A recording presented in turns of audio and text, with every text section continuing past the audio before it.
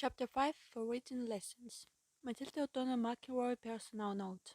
I began the reading lessons with the first pages of a school book that had been used to teach pioneer children in the 1800s on the frontiers of America. It is called McGuffey's Encyclopedic Reader, Primer through 6. Footnote 40. Since I'm a nurse and not a teacher, the language expert who give me the books also give me an extensive briefing. A course that took an entire day on how to use the books to teach the alien. He said the reason he chose these particular books was because the original 1836 version of these books were used for 3/4 of a century to teach about four-fifths of all American school children how to read. No other books ever had so much influence over American children for so long. McGuffey's educational course begins in the primer by presenting the letters of the alphabet to be memorized in sequence. Children were then taught step by step to use the building blocks of the language to form and pronounce words. Using the phonics method, footnote 41, which involves teaching children to connect sounds with letters. Each lesson begins with a study of words used in the reading exercise and with markings to show the correct pronunciation for each word.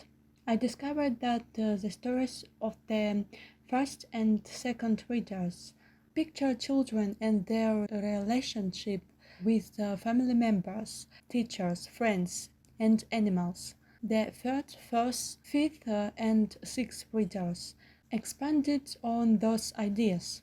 One of the stories I remember was The Widow and the Merchant.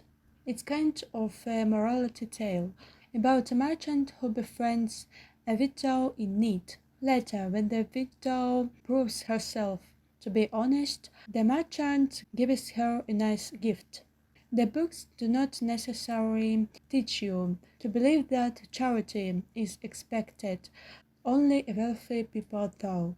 We all know that generosity is a virtue that should be practiced by everyone. All of the stories were very wholesome, and they give very good explanations to illustrate virtues like honesty, charity, thrift, hard work, courage, patriotism, reverence for God, and respect for parents. Personally, I would recommend this book to anyone. I also discovered that the vocabulary used in the book was very advanced compared to the relatively limited number of words people use commonly in our modern age. I think we have lost a lot of our own language since our founding fathers wrote the Declaration of Independence over 200 years ago. As instructed, I sat next to Errol in the interview room, reading aloud to her from each successive book in the series of McGuffey's readers. Each of the books have excellent, simple illustrations of the stories and subjects being taught, although they are very outdated by today's standards. Nonetheless, Errol seemed to understand and absorb every letter, sound, syllable, and meaning as we progressed. We continued this process for 14 hours a day for 3 consecutive days, without interruption, except for a few meals and rest breaks of my part. Errol did not take breaks for anything. She did not sleep. Instead, she remained sitting in the overstuffed chair in the interview room, reviewing the lessons we had already covered. We all returned each morning to begin where we'd left off. She had already memorized the previous lessons and was well into the next pages. This pattern continued to accelerate until it became pointless for me to continue reading to her. Although Errol did not have a month to speak with, She was now able to think at me in English. At the end of these lessons, Errol was able to read and study by herself. I showed her how to use a dictionary to look up new words she encountered. Errol consulted the dictionary continually after that. From then on, my job was acting as a courier for her, requesting that reference books be brought to her in a study stream. Next, Mr. Newbell brought in a set of the Encyclopedia Britannica, footnote 42. Errol especially enjoyed this because it had a lot of pictures. After that, she requested many more picture books and reference books with photographs and drawings because it was much easier to understand the meaning if she could see a picture of the thing she was studying.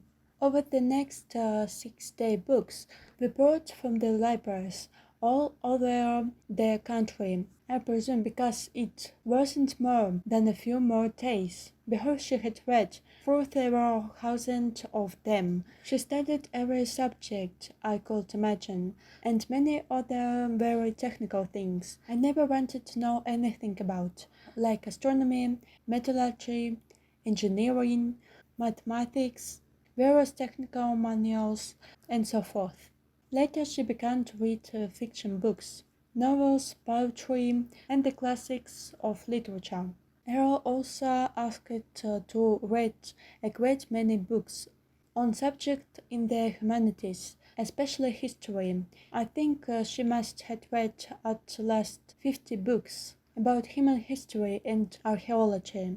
Of course, I made sure that she received a copy of the Holy Bible also, which she read from cover to cover without comment or questions. Although I continued to stay with Errol for 12 to 40 hours each day, most of that time during the following week had been spent without much communication between us, except for an occasional questions she asked me. The questions were usually meant to give her a sense of context or to clarify something in the books she was reading. Oddly, Errol told me that her favorite books are Alice's Adventures in Wonderland, footnote 43, Don Quixote de la Mancha, footnote 34, and 1001 Nights, footnote 45. She said the authors of these stories showed that it is more important to have great spirit and imagination than great skill or power. I could not answer a lot of her questions, so I consulted with the people in the outer room for answers. Most of it had to do with technical and scientific things. A few of their questions were about the humanities. The depth of complex understanding and subtlety of her questions showed that she had a very penetrating intellect. Personally, I think she had already known a lot more about the culture and history of Earth than she was willing to admit when we started. I would soon discover how much more.